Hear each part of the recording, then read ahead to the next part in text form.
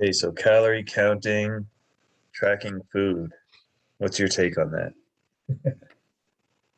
I think it's a good idea for a week or two, Yeah. for sure. There's a like a 20% false positive uh, recording of calorie counting. I've seen studies where even if somebody vlogs, they video blog everything that they've eaten, and then they input it into an app and they do whatever, they're usually off by about 20%. People just don't enter it correctly, or they actually forget about something, there's whatever. But I do think it's really important to do that, to actually try your best to count your calories and your protein for a good week or two.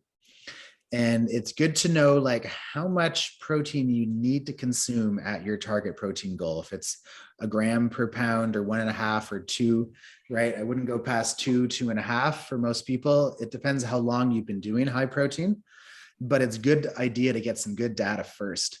Um, Calories, a gram of protein is going to have a different effect than a gram of carbohydrates. So, it's going to get a certain calorie amount for protein and a calorie amount. So like the hormonal response that you have in your body from eating a donut versus the same amount of calories of steak is going to be totally different. So a calorie is not a calorie. A calorie will then elicit a certain response in your body. Right. So calorie goal, I mean, generalization. Calorie goal is somewhat important to know how much you are consuming, right? Like you can calculate that. Protein goal is more important as a baseline. And then after a while, it's kind of redundant. Like you kind of have an idea of whether you've eaten enough or not based on that initial data. Yeah, and the thought process, I think too, when you reach your goals, to know that eat until you're full is okay. It's almost like, as long as it's again staying within the constraints of like some of the guidelines laid out here. But it's like reach your goals and then it's okay to eat till you're full, not like starve yourself as much. Yep. Yeah. And if it's more like, you want to drop body fat, right? You do need to be at somewhat of a deficit.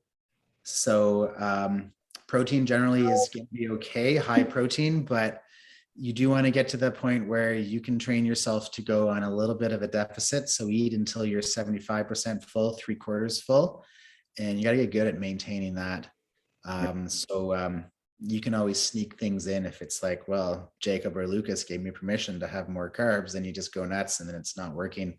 But you're consuming another 500 carbs after dinner, 500 calories after dinner, for example.